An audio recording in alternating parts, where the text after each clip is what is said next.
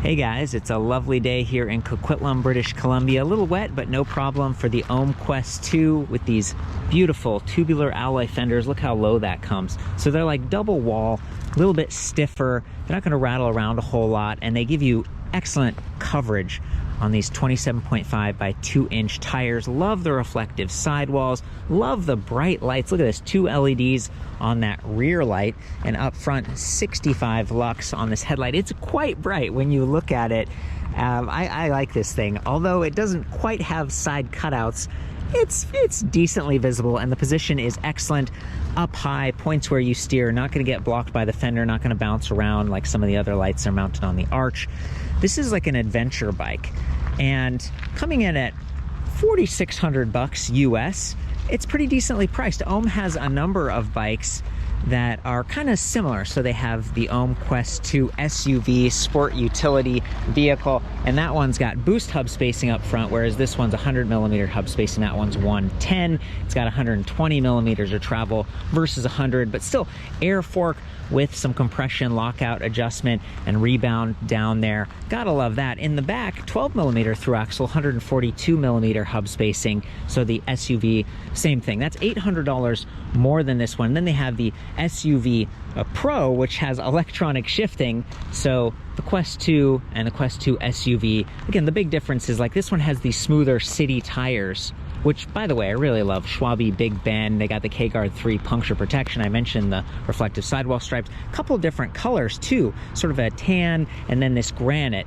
That's really neat to see. And 3 frame sizes. This particular model is only available in high step, but you'll notice that that top tube slopes down a little bit, makes it more approachable. This is not stock. This is the Connect suspension seat post, but they do sell this. It's a very popular accessory for them because it kind of creates like a full suspension feel. You know, you've got suspension up front, and then this gives your back and neck a little bit of there's just some comfort.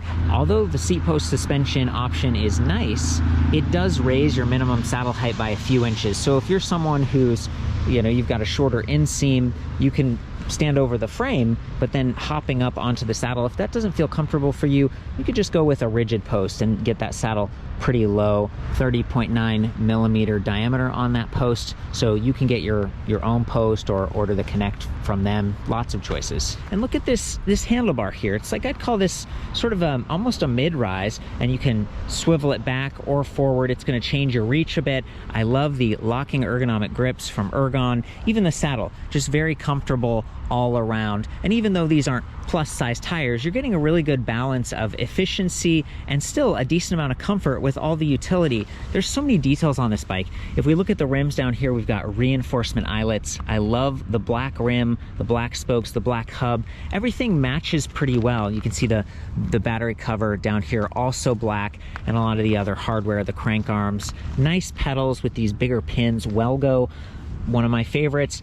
Perfect for adventure riding if it does get a little wet out because you've got the pins, you're not going to slip. This is a 42-tooth steel chainring, narrow wide, so it really locks onto that chain along with that aluminum alloy guard. It's going to protect your pant leg as you're pedaling, and it protects the motor. It kind of serves as a bash guard, and it just keeps this on track pretty well. I love how that combines with the Shimano Deore clutch system back here, so you can tighten that derailleur, which just means it's not going to flex as much and the chain isn't going to bounce around. This is kind of a mountain bike upgrade that I really appreciate. And then you can take the clutch off in order to service the wheel, take the wheel off, do maintenance, that kind of thing. So it's a really good setup.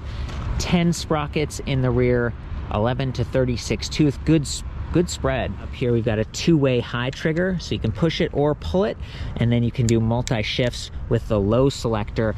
I like the 2-way triggers because a lot of times I'll have my pointer finger and middle finger up here braking, and I just want to be able to use my thumb to shift. They've made a lot of choices that just resonate with me really well.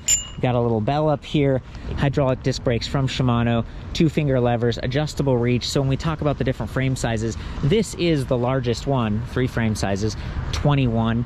And if you're on a smaller one, you've got petite hands. Being able to bring these levers in is it's just nice. And hydraulic disc brakes are the smoothest. They don't require as much hand effort. what you'd expect to see on a nicer bike like this. 180 millimeter rotors, front and rear, with quad piston calipers. So a lot of times you'll just see 2 pistons, so 1 piston, 2 piston, like that. This one has quad, so there's just extra surface area and a little bit more control distributing that braking power. Good size on these rotors. Sometimes if you get rotors that are too big, you know, they're cooling very efficiently because there's more surface area and just a better mechanical advantage. However, if you go to a bike rack, they extend farther and they can get bent out of place. So for something like this, that would be great for commuting. I actually think this is a nice setup. I love that we've got quick release on the back. Up front, you'd need a tool or whatever, and that comes to yeah, maybe a little bit of a heavier duty suspension fork right there. I like the kickstand, stays clear of the left crank arm. Pletcher, it's a good brand. And down here at the motor, this Shimano EP8 rated to 85 Newton meters of torque, 250 watts nominal, 500 watt peak. Look how small and compact this thing is. It's very efficient and lightweight. I did want to call out the weight on this bike is very impressive. Weighs about 53 pounds, which for a bike that has those double wall aluminum alloy fenders, an included rack, a pretty nice rack, the lights and everything, I mean, that's pretty rare. A lot of times a bike like this would weigh much more. Now, of course, it's going to weigh a little bit more if you get the suspension post and maybe you add a water bottle or something like that. I love that they've got 2 mounting points here, so you could have like a water bottle and a folding lock, for example. The rack is rack time compatible, so they have some of these accessories that click on and slide, a little bit easier to interface, and gives you a really sturdy, solid base to work with. Baskets, boxes, and then it's also got standard gauge tubing for adding a pannier. We've got a bungee loop down at the bottom, and this is rated to 25 kilograms, so 55 pounds. That's pretty great. Coming back down here to the motor for a second, this is the charge port, so you plug the charger into the bike. It's a little bit vulnerable in my opinion because it's right there next to the crank arm, so if you're plugged in and these pedals get kicked around, it's just easier to get bumped. I like to see these up high. In fact, you can see the locking core for the battery pack. It's right up there on the left side. It'd be nice if the charge port was up here on the right, but that's actually where the power button for the bike is. And this is another area where it's kind of a compromise. A lot of the Shimano stuff, I've noticed their power buttons are separate from the display. So I do like this display, but let's say you get on the bike, you're like ready to go. You can't just turn the bike on here. You have to kind of reach down. At least this is high up. I've seen some other companies that they mount it lower on the frame. Okay, so 504 watt hours for that battery pack. When I was comparing and contrasting that $800 difference for the SUV bike, remember it's got the knobby tires, 630 watt hour battery pack, so you're getting higher battery capacity, that boost hub spacing. You know, and I suppose it does take a little bit extra energy if you're riding off-road and you're climbing more and stuff. With the weight and cost savings for this battery, 504 watt hours paired with such an efficient motor actually performs pretty well. So I think this is pretty decent. So this is the charger, Darfun. It's a 4 amp charger, so it's a little bit faster, especially nice if you get the SUV model with the 630 watt hour battery. There's the plug that would go on the left side of the frame, and it does bend right here, so it can kind of clear the pedal, but it's still right there in the path, and that can be a wetter, dirtier area of the bike. I think they're doing the best they can. One compromise is you need this dongle adapter if you want to charge the battery directly. It's not the same interface as the frame. Okay, so this is something you're going to have to keep track of, try not to lose. And, you know, I think a lot of times I'm charging the battery just on the bike. It's convenient that way, but you want to avoid extreme heat and extreme cold with those batteries. The heat over time can kind of degrade the cells. You won't get as many full charge cycles, and the cold can temporarily stunt your range. So you might expect to make it all the way to work, but if your bike is in the garage, it's freezing overnight, it might not work out. So in that case, you would want to take the battery off the bike, which I'll show you here in just a second. The first step is you press down this circle and slide down, and there's this cover that comes off. Now, like a lot of these plastic covers, this one does not lock to the frame, but unlike some of the others, it's got this big rubber on the edge that going to keep water out. So I actually like this, and it's fairly generic, so I think a replacement part would be easy enough to find, and it's another lightweight solution versus having like a custom paint matched metal cover. It's like, okay, you know, gets the job done. And then here's the battery. We'd unlock it, and then it kind of steps out, and you take it all the way out, and then you need to use that dongle adapter, and you could charge it separately. Good idea to take that battery off if you're transporting this maybe on a car rack, or you're just lifting it up to do service. You're going to reduce the weight a little bit. Again, 504 watt hours on this, 36 volt, 14 amp hours. Okay, let's boot it up. Press the power button down here. Comes to life very quickly. Grayscale. I actually really like this display. Shimano has another one that it's smaller and it's over here. And I think this one's a little bit easier to read. It's very intuitive. We have 5-bar battery infographic at the top, so 20% steps. It could be a little bit more precise, but they make up for that with the range estimate, and that's the first little dot here. So if I take us up to the first level of assist, it dynamically updates and says, okay, 154 kilometers, go to level 2, 77 kilometers, level 3, 51. So you can see that the range significantly drops with the higher power, but coming back to 85 Newton meters of torque, that's really, really high. And again, I am such a fan of Shimano. They've been a little bit conservative with like their speed pedelec motors, taking their time to get those out. But just in terms of reliability and efficiency and how quiet they are, you know, they're one of the better systems. It is measuring your pedal speed, pedal torque, rear speed of that wheel. It's maybe not quite as dynamic as like Bosch that has shift detection, but they're one of the only companies that really does that and sort of software driven. It's not perfect from my experience. So in terms of like the higher quality motors, these guys are definitely up there. Coming back to the other readouts, if we press this little circle button, we go from the range estimator to distance, like how far we've ridden. So like 26 kilometers for this trip, and then odometer also 26 kilometers. So this is like a brand new bike. And then at the very bottom here, we've got another little button, and I love this. You can actually activate or deactivate the light super easily. So it's kind of a dedicated light button, and I tend to ride with the lights on all the time. They don't take that much power, and it's just a nice safety thing. But there are times where you're with your friends and that's such a bright light. Maybe you're on a moonlight ride and you don't want to spoil it. It's nice to have those features. So I think that's about it. We just hop on and do some riding. So I'll lean the bike towards me. Makes it a little easier to approach the frame. I'm in the lowest level of assist. We'll start out. Actually, you can pedal this thing without any assist in 53 pounds. Not too bad, especially if you're in the lowest gear. Very stable. Whoop. As I change hands, and there we go. I'm shifting up, going through these gears a little bit. Let's go up to the lowest level of assist.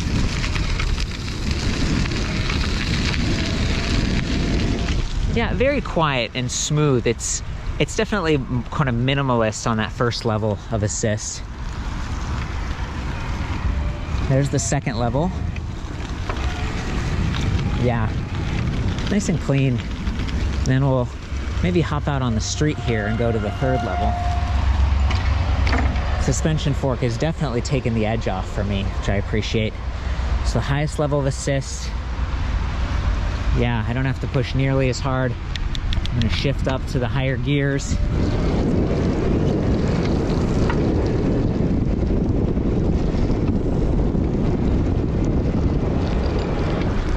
I like these bikes. Yeah, they feel pretty good. That upright body position, even though this is the large, I would probably go on kind of the medium, but I'm feeling comfortable, and yeah, just a little bit more upright. It's not quite as aggressive.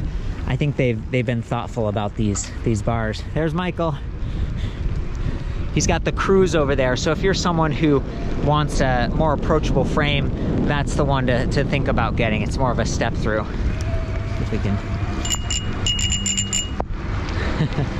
There we go.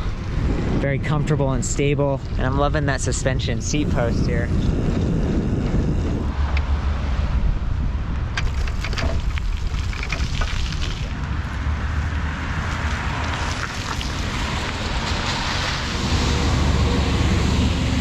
Very cool. Thanks for your help, buddy. Well, that is the OHM Quest 2. For the full written review, check out ElectricBikeReview.com. Pretty neat to see this thing refined over the years. Have a class 3 version coming out, so 28 mile per hour, you'll be able to commute to work a little bit faster. I appreciate your time. Love you guys, ride safe. We'll see you next time. There we go. Full power.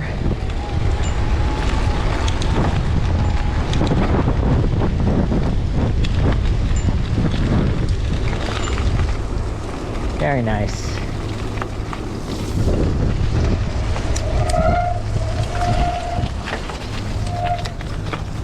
Go.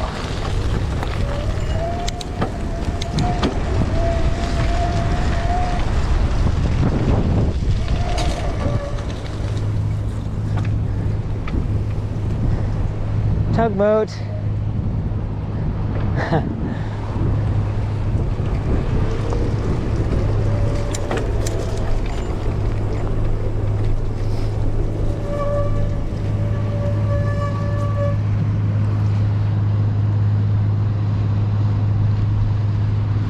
Wow. It's awesome what you can see out on a bike ride.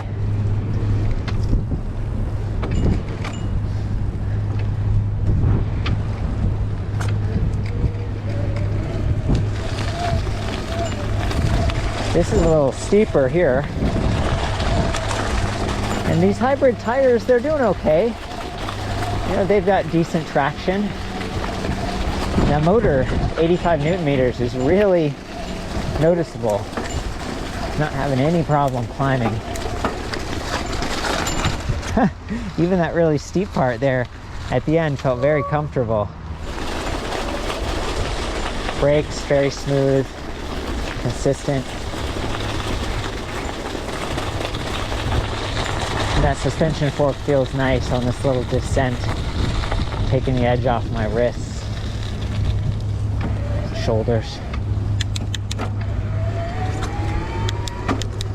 This is the highest level of assist. And that motor is really smooth and quiet.